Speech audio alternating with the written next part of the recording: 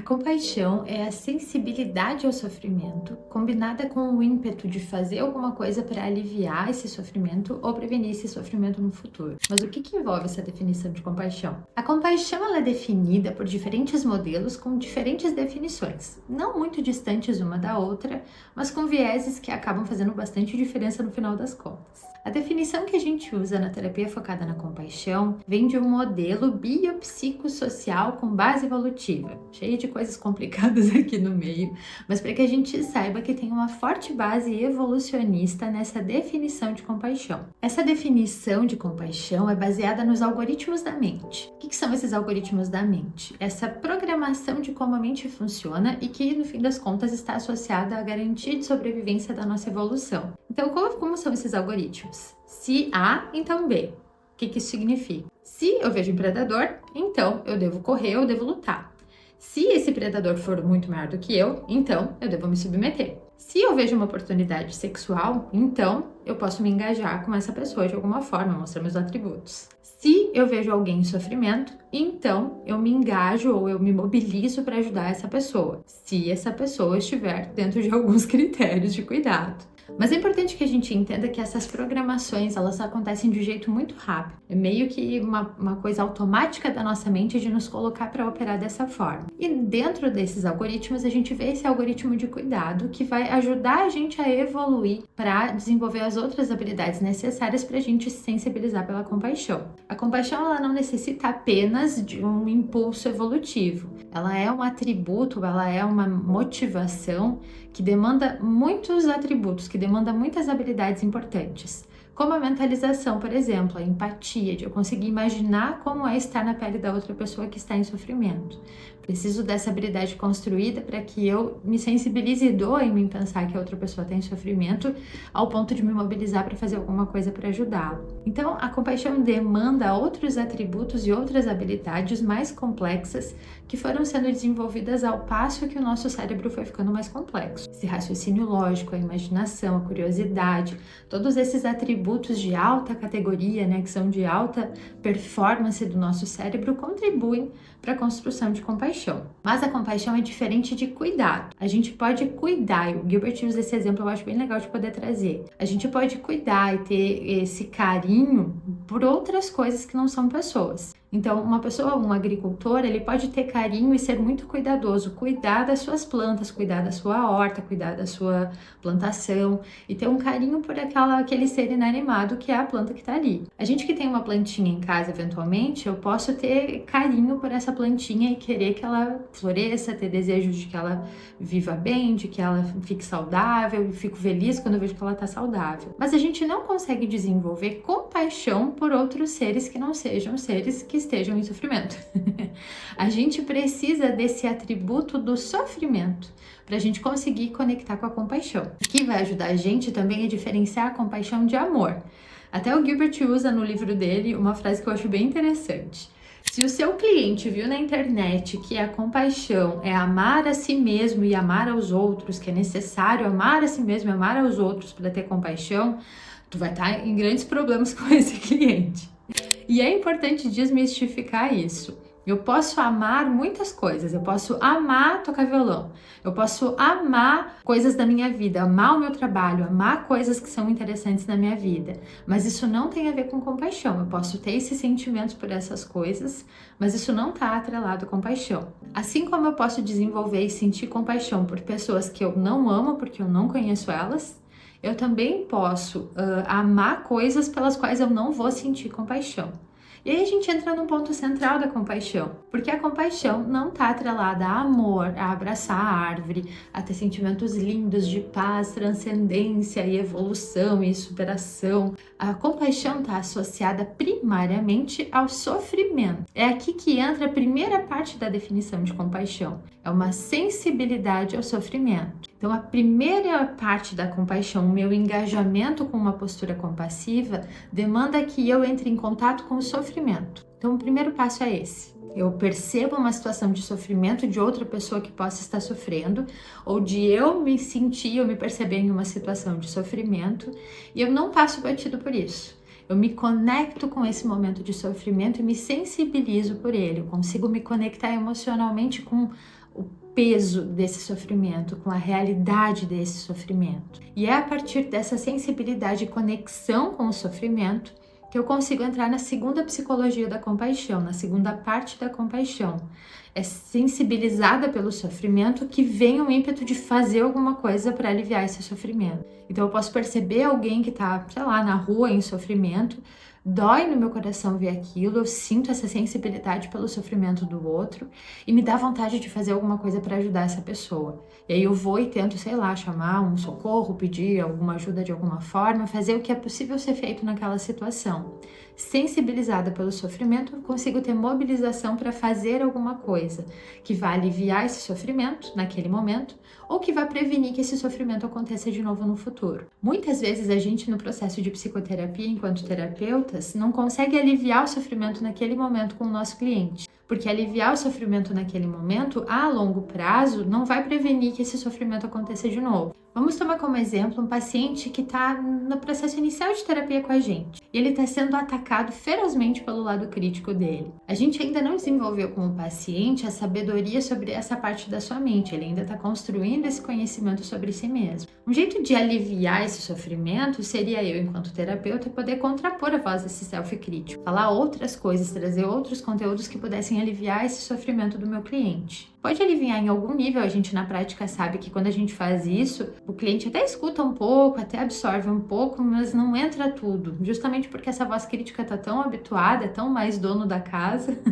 que tem muito mais credibilidade para ter impacto na pessoa do que essa pessoa nova que tá chegando aí como terapeuta, mas que ainda não tem um vínculo formado, um vínculo tão forte. Então eu posso usar essa situação para aliviar um pouco do sofrimento do meu cliente, trazendo contrapontos desse self-crítico. Ou quando eu vejo o meu cliente fazendo alguma coisa com alguma pessoa da sua vida e eu vejo que ali ele está em sofrimento, eu posso ir lá e tentar intervir para que ele não sofra naquele momento. Mas quando eu entendo o caso, eu consigo verificar que essa oportunidade pode me ajudar a prevenir esse sofrimento no futuro. Então, muitas vezes a nossa tomada de decisão ali no contexto de terapia não é tentar aliviar o self-crítico, mas usar essa oportunidade para prevenir esse sofrimento lá no futuro, trabalhando o self-crítico. Reconhecendo essa voz que está aqui, dando nome para ela. Então, o tempo de terapia não vai ser usado para aliviar o impacto do self-crítico. O cliente vai sair da sessão tão incomodado quanto entrou, talvez pensando em novas coisas, mas ele não vai aliviar esse sofrimento naquele instante. Mas o tempo de terapia pode ser utilizado para prevenir que esse sofrimento continue no futuro. Então, essa escolha de qual vai ser a ação mais compassiva também entra dentro desses atributos da compaixão. Então, a gente vai ter essa sensibilidade ao sofrimento, eu posso me sensibilizar pelo sofrimento do outro, e essa vontade de fazer alguma coisa para aliviar e prevenir esse sofrimento no futuro. Então, a compaixão só acontece em relação, eu só consigo sentir compaixão e motivar pela compaixão quando eu vejo um outro ser em sofrimento. Se a coisa pela qual eu gosto, eu amo, eu adoro, eu tenho cuidado, eu tenho carinho, não tem sofrimento atrelado, eu não vou sentir compaixão por essa coisa. Então é interessante a gente poder diferenciar. Não é amor, não é cuidado, não é só cuidado.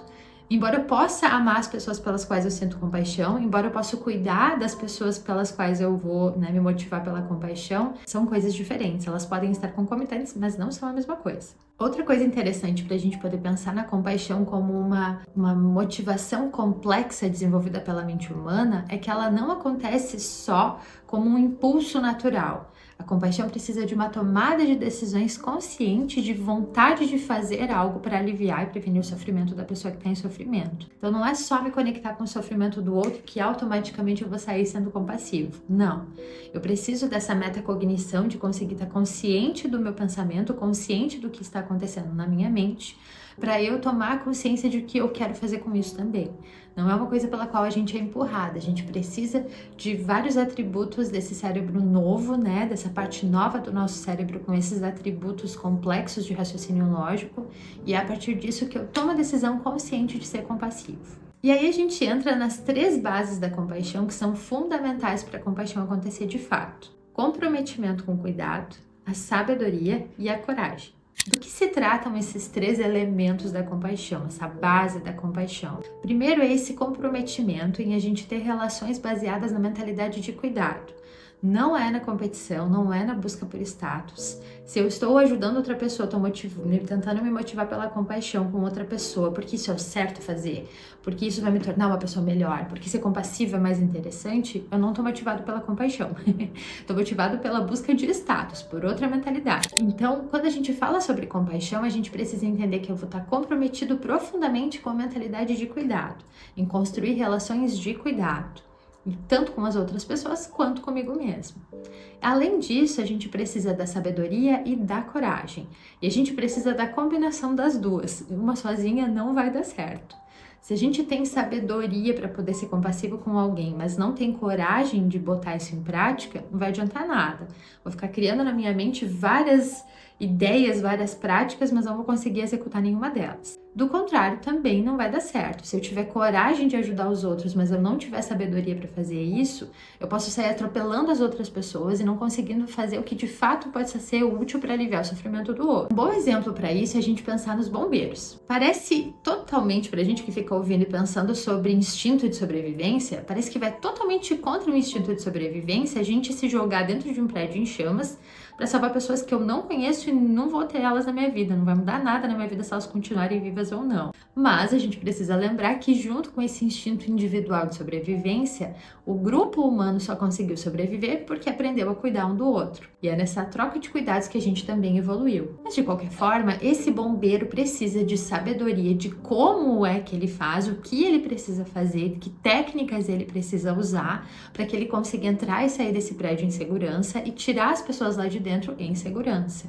Então ele precisa de uma gama de conhecimentos que vai dar para ele essa sabedoria de como fazer isso. Ele precisa estar motivado e estar comprometido com cuidado, de cuidar dessas pessoas que estão lá dentro e fazer o que for necessário para salvá-las. E ele precisa de coragem para entrar lá e fazer isso. Um bombeiro que tenha muita sabedoria, mas não tenha coragem, não vai conseguir ajudar quem está lá dentro. Um bombeiro, uma pessoa que tem muita coragem de entrar para tentar salvar aquelas pessoas, mas não tem sabedoria sobre como fazer isso, não só não vai salvar essas pessoas, como ainda está se colocando em risco de um jeito desnecessário. Então, essa combinação de sabedoria e de coragem, combinada com esse compromisso de cuidado, motivada pelo cuidado, é o que vai dar o tom da compaixão. Então, quando a gente se sensibiliza pelo sofrimento da outra pessoa, eu vou entrar em contato também com a coragem, porque eu preciso de coragem para conseguir entrar em contato com o sofrimento. E essa coragem, ela vai ter texturas diferentes. É diferente a coragem física, de uma compaixão mais física, de entrar num prédio em chamas e buscar as pessoas e tirar as pessoas de lá, da coragem necessária para uma pessoa que vai trabalhar com psicoterapia, por exemplo, ou que vai ser um pai ou uma mãe que está aconselhando seus filhos. São coragens e compaixões com texturas diferentes, com habilidades diferentes que vão ser necessárias em cada um desses contextos. Então, a compaixão não vem em tamanho único. A gente precisa adaptar a compaixão ao contexto ao qual o cliente está inserido. Quando um cliente é muito submisso, por exemplo, as habilidades de compaixão que a gente vai ajudar ele a desenvolver vão estar muito associadas a desenvolver coragem para se posicionar, coragem para falar, coragem para tolerar causar desconforto nas outras pessoas. Muito diferente de um cliente que seja muito agressivo na forma como ele se expressa. Com essa outra pessoa, a gente vai precisar desenvolver coragem, mas coragem para tolerar a vulnerabilidade, para tolerar, trabalhar lutos que possam estar ainda em processamento dentro de si. A coragem para conseguir não precisar sair se defendendo antes, para tolerar de alguma forma o desconforto que a pessoa possa estar sentindo. A ideia de ficar vulnerável antes de sair se defendendo. Então, as coragens e as sabedorias e esse compromisso com o cuidado, eles vão estar adaptados ao contexto ao qual o cliente está inserido, no qual a gente está inserido. Isso vai sendo adaptado de ambiente para ambiente. O Gilbert traz um exemplo que eu acho fantástico para isso que a gente está falando, que são frases que ele ouviu de veteranos da guerra falando sobre compaixão, sobre cuidado. E o que era muito comum de ouvir dessas pessoas é que eles estavam preparados para morrer se fosse necessário, mas não estavam preparados para chorar. Chorar é difícil demais, embora não precisasse morrer, seria mais fácil do que conseguir se conectar com o sofrimento emocional que todo aquele contexto podia estar causando nas pessoas. Então, poder entender que os atributos que a gente vai trabalhar com cada um dos nossos clientes precisa de fato ser adaptado à realidade dessa pessoa. Com pessoas assim que vão ter muito mais facilidade para fazer coisas muito mais difíceis, ter ações muito compassivas, muito corajosas e comprometidas com cuidado com as outras pessoas, mas talvez essa pessoa precise de mais coragem para conseguir lidar com as suas vulnerabilidades, conseguir acessar essa caixa de Pandora que possa estar sendo sentida dentro de si, de tantas emoções difíceis que podem estar guardadas aqui dentro. E a gente desenvolve coragem para poder se sensibilizar e entrar em contato com o sofrimento, para aí depois disso pensar em algo que possa ser feito para ajudar a aliviar esse sofrimento e preveni-lo. Então nota, a gente pode ter clientes que vão ter muito mais facilidade em se sensibilizar pelo sofrimento, mas fica mobilizado pelo sofrimento e não sabe agir, não consegue entrar nesse segundo contexto da compaixão, de agir para aliviar esse sofrimento. E a gente pode ter clientes que sabem sair fazendo coisas. Então percebe, detecta que tem um sofrimento e sai fazendo coisas para aliviar, mas que não consegue se conectar com o sofrimento emocional que está atribulado, que está atribuído, né, que está conectado com essa situação. E a gente vai ajudar essas pessoas a sentarem, a conseguir devagarinho, criando coragem para tolerar as emoções difíceis que estão associadas às sensações difíceis de sofrimento que ela possa estar vivendo, ou vendo outras pessoas vivendo também. Então a compaixão, ela está muito conectada nessas bases: coragem, sabedoria e comprometimento com cuidado. E me conta, aí no teu trabalho, tu tem trabalhado sobre compaixão com os teus clientes?